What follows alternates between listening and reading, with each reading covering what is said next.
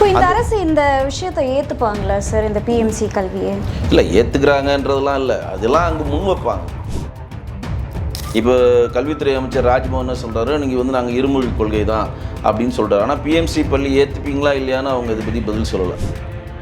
Jai sir பணி இதில் ஈசிஆரில் ஒரு கல்விக்கூடம் நடத்துகிறாரா இல்லையா? வித்யாசிரமம் அது ஒன்று சொல்லிட்டு நடத்துகிறாரில்ல, விஜய் வித்யாசிரமம் நடத்துகிறாரா இல்லையா?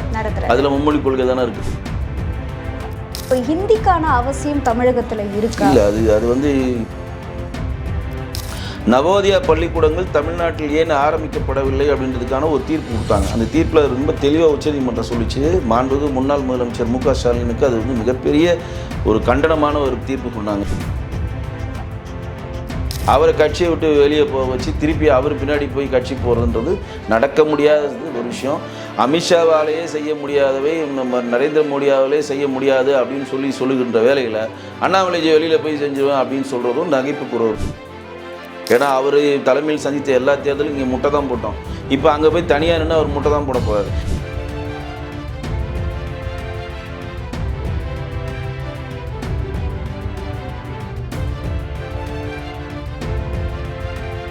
ஜாம்பவான் நேயர்களுக்கு வணக்கம். நான் உங்க தீபிகா. இன்றைய நிகழ்ச்சியின் சிறப்பு விருந்தினர் அரசியல் விமர்சகர் வெங்கடேசன் அவர்கள். வணக்கம் சார். வணக்கம் மேடம். எப்படி இருக்கீங்க சார்? நல்லா இருக்கேன் மேடம்.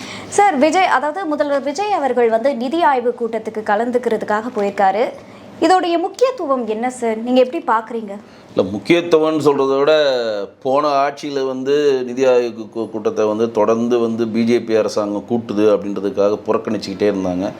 அப்புறம் ஒரு முறை வந்து ரைடு வந்து மாண்புமிகு முன்னாள் முதலமைச்சர் மு க ஸ்டாலின் வீட்டுக்கு 2-3 அவங்களுடைய நெருங்கிய நட்பு ரைடு வந்தோடனே அதற்கு வந்து அவர் உதவி கேட்க போனதாக கூட ஒரு செய்தி வந்துச்சு. ஆனால் நிதி ஆயோக் கூட்டன்றது காங்கிரஸ் பீரியடில் வந்து திட்ட கமிஷன் சொல்லுவாங்க. அது இப்போ வந்து நிதி ஆயோக்கு நடத்துகிறாங்க. அதாவது நம்மளுடைய பாரதத்தை எல்லா மாநிலமும் சேர்ந்து எப்படி உயர்த்தலாம், சப்கா சாத் சப்கா விகாஸ், அனைவரிடம் இணைந்து அனைவருக்கான வளர்ச்சி எப்படி பண்ணுறது அப்படின்றதுக்காக தான் விவாதிக்கப்படும்.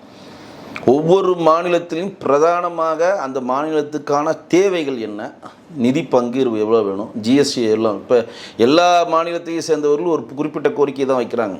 ஜிஎஸ்டியுடைய அந்த நிதி பங்கீடை வந்து அதிகமாக்கணும் அப்படின்னு சொல்லி எல்லாருமே வச்சுருக்காங்க.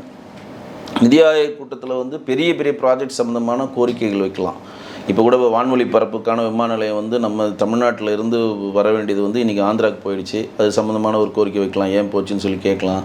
மேகதாது அணை சம்மந்தமான பிரச்சனையில் வந்து மேற்கோள் காட்டலாம். ஒவ்வொரு முறையும் கர்நாடகா நாங்கள் வந்து எல்லாத்தையும் முடிச்சிட்டோம், கட்ட போகிறோன்னு சொல்கிறாங்க, அதுக்கு என்னன்னு சொல்லி பேசுங்க.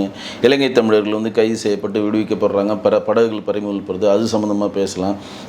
இதெல்லாம் பெரிய ப்ராஜெக்ட்ஸு. அப்புறம் நிதி சம்மந்தமானதில்லை. இப்போ வந்து பிஎம்சி பள்ளின்னு ஒன்று கொண்டு வந்திருக்காங்க. அதை போன ஆட்சி ஏற்றுக்கலை. இந்த ஆட்சி ஏற்றுக்குதா இல்லையா? சம்ஸ்கிருத அபியான் திட்டத்தில் கீழே வந்து கிட்டத்தட்ட 2500 கோடி இருந்ததுன்னா இங்கே இருக்கக்கூடிய கல்வி மேம்பாட்டுக்கு அதை யூஸ் பண்ணணும். அதுக்கு என்ன டிசிஷன் எடுக்க போகிறாங்க, மும்மொழி கொள்கைக்கு என்ன டிசிஷன் எடுக்க போகிறாங்க? இப்போ இந்த அரசு இந்த விஷயத்தை ஏற்றுப்பாங்களா சார், இந்த பிஎம்சி கல்வியை? இல்லை, ஏற்றுக்கிறாங்கன்றதெல்லாம் இல்லை, அதெல்லாம் அங்கே முன் வைப்பாங்க. அங்கே வந்து நாங்கள் ஏன் ஏற்றுக்க மாட்டேன்றோம், எங்கள் நிதியை ஏன் நீங்கள் தர மாட்டேன்றீங்க. இப்போ கல்வித்துறை அமைச்சர் ராஜ்மோகன் சொல்கிறாரு, நீங்கள் வந்து நாங்கள் இருமொழி கொள்கை தான் அப்படின்னு சொல்கிறார். ஆனால் பிஎம்சி பள்ளி ஏற்றுப்பீங்களா இல்லையான்னு அவங்க இதை பற்றி பதில் சொல்லலை. ஆனால் இருமொழி கொள்கை தான் அப்படின்ற ஒரு கொள்கை கோட்பாட்டில் இருக்கிறாங்க.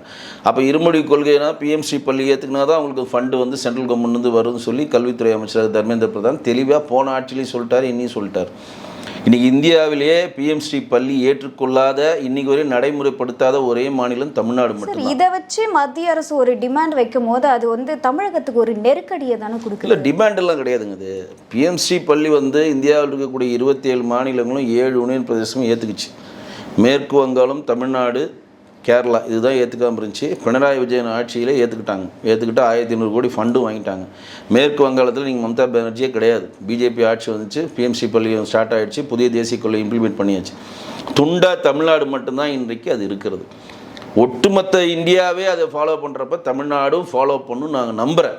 ஏன்னா சம்ஸ்கிருத அபியான் திட்டத்தின் கீழே உங்களுக்கு வந்து இப்போ 2500 கோடி ரூபா பணம் வேணும்னா நீங்கள் பிஎம்சி பள்ளி மாதிரி பள்ளிகள் நடத்தினால் மட்டும்தான் அந்த ஃபண்ட் ரிலீஸ் ஆகும். இது நம்ம ஏற்றுக்கிறதுனால நம்ம மக்களுக்கு என்ன நன்மைன்னு நீங்கள் நினைக்கிறீங்க? மக்களுக்கு நன்மை இருக்கிறதுனால தாங்க 27 மாநிலம் ஏற்றுக்குது. அது மக்களுக்கு புரியணும் இல்லையா? இப்போ இதனால நமக்கு இவ்வளோ நன்மை இருக்குது அப்படின்றதே நிறைய பேருக்கு தெரியும். இல்லை, மக்களுக்கு புரியணுன்றது கிடையாதுங்க. ஒரு விஷயம் தெரிஞ்சுக்கங்க, அதாவது நீங்கள் இருமொழி கொள்கைன்னு ஒரு விளங்காத ஒரு கொள்கையை பிடிச்சி தொங்குறீங்க.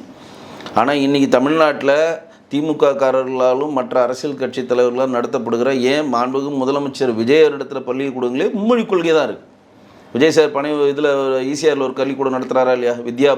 வித்யாசிரமம் அது ஒன்று சொல்லிட்டு நடத்துகிறாரா? விஜய் வித்யாசிரமம் நடத்துகிறாரா இல்லையா? அதில் மும்மொழி கொள்கை தானே இருக்குது. அந்த இடத்துல வந்து சமச்சீர் கல்வி நாங்கள் வந்து ஒன்லி எங்களுக்கு இருமொழி கொள்கை நாங்கள் கத்துறோன்னு சொல்கிறாங்களா? இல்லை. முன்னாள் முதலமைச்சராக இருக்கக்கூடிய மு.க. ஸ்டாலின் மகள் செந்தாமரையுடைய ஒரு பள்ளிக்கூடம் சன்ஷைன்லேயும் மும்மொழி கொள்கை தான்.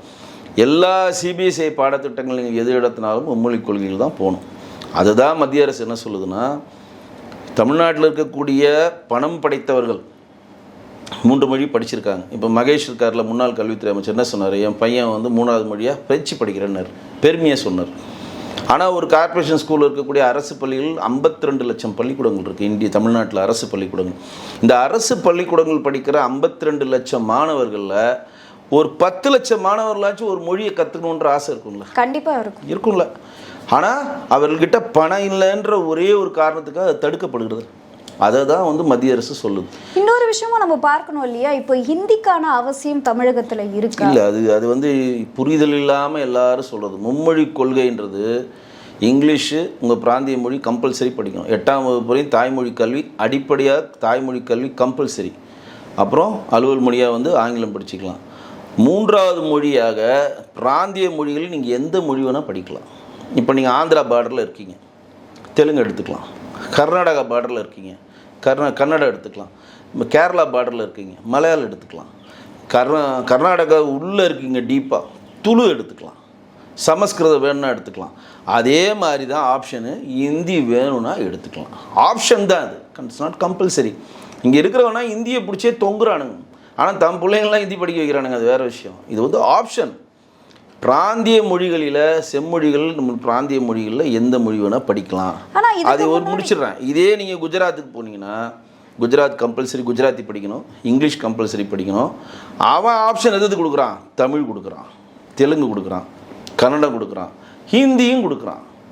இப்போ இந்தி மொழியை தாய்மொழியை கொண்டவர்கள் கிடையாது. புதிய தேசிய கல்வி கொண்டு இன்றைக்கி வந்து இந்தியாவை ஆள்ற மோடிஜி அவர்களும் அமித்ஷாவுடைய தாய்மொழி குஜராத்தி. மும்பையில் இருக்கவங்களுடைய தாய்மொழி மராத்தி. டெல்லின்றது என்ன, ஹிந்தின்றது பரவலாக இந்தியா ஃபுல்லாக பேசப்படுற ஒரு மொழியாக விளக்கப்பட்டது. கிட்டத்தட்ட 60% பேர் ஹிந்தி பேசுறதுனால தான் அலுவல் மொழியாக அதை வச்சுருக்காங்க. அதுவும் அட்டவணைப்படி, ஜியோப்படி, சட்டப்படி கிடையாது. எல்லோரும் நிறைய பேர் பேசுகிறாங்க, பெரும்பான்மையாக பேசுகிறாங்க. அதுதான் அமித்ஷா அவர்கள் ஒரு விளக்கம் கொடுத்தாரு. எங்கிருந்தோ வந்து அந்நிய மொழிக்கு வந்து ஆங்கிலத்துக்கு கொடுக்குற மரியாதையை இந்தியாவிலே தோன்ற ஒரு மொழிக்கு கொடுங்க. அது எந்த மொழியாக இருந்தா என்ன? இப்போ நீங்கள் உருது ஸ்கூலுக்கு போகிறீங்க, இஸ்லாமிய சகோதரர்கள் படிக்கிற உருது ஸ்கூலில் படிக்கிற பள்ளிக்கூடத்தில் போனால் அங்கே தமிழ் படிப்பாங்க, இங்கிலீஷ் படிப்பாங்க, உருதும் படிப்பாங்கள்ல? கண்டிப்பாக படிப்பாங்கள்ல. ஏதோ ஒரு பார்டர் ஸ்கூலில் போனீங்கன்னா அங்கே இதுவும் படிப்பாங்கள்ல, அவங்களுடைய மொழியை சார்ந்தது படிப்பாங்கள்ல. அப்போ இந்த இடத்துல எல்லா இடத்துலையும் மும்மொழி கொள்கை இருக்குது. ஆனால் இவங்க பேரளவுக்கு வந்து ஒரு சும்மா வந்து பிடிச்சிக்கிட்டு நாங்கள் இருமொழி கொள்கைன்றாங்க. இப்போ அவங்க வந்து இருமொழி கொள்கைன்று கன்ஃபார்ம் பண்ணிட்டாங்க. பிஎம்சி பள்ளி ஏற்றுக்குமா வேணாமான்னு இன்று கொள்கை முடிவு அவங்க அறிவிக்கல. இதை வந்து நிதி ஆயோக கூட்டத்தில் கூட பேசி விஜய் சார் அறிவிக்கலாம். ஏன் அப்படி சொல்கிறேன்னா, இன்றைக்கி உங்களுக்கு ஆதரவாக இருந்த மேற்கு வங்காளமும் அது போயிடுச்சு, ஆட்சி போயிடுச்சு. அதே மாதிரி கேரளாலையும் மும்மொழி கொள்கை ஏற்றுட்டாங்க, பிஎம்சி பள்ளி ஸ்டார்ட் ஆகிடுச்சு. அப்போ தமிழ்நாடு மட்டும் துண்டாக இருக்குது. அதுக்கு தான் வந்து டெல்லி உச்சநீதிமன்றம் நவோதயா பள்ளிக்கூடங்கள் தமிழ்நாட்டில் ஏன் ஆரம்பிக்கப்படவில்லை அப்படின்றதுக்கான ஒரு தீர்ப்பு கொடுத்தாங்க. அந்த தீர்ப்பில் ரொம்ப தெளிவாக உச்சநீதிமன்றம் சொல்லிச்சு. மாண்புமிகு முன்னாள் முதலமைச்சர் மு.க. ஸ்டாலினுக்கு அது வந்து மிகப்பெரிய ஒரு கண்டனமான ஒரு தீர்ப்பு சொன்னாங்க. என்ன சொன்னாங்கன்னா, இந்தியாவில் இருக்கக்கூடிய கூட்டாட்சி தத்துவத்தில் தமிழ்நாடும் ஒரு அங்கம்.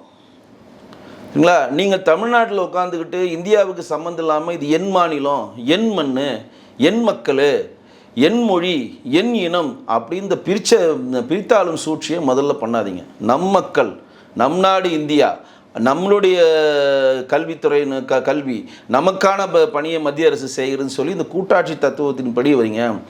மத்திய அரசு கொடுக்குறத வந்து வாய்ப்பாக பயன்படுத்திக்கங்க.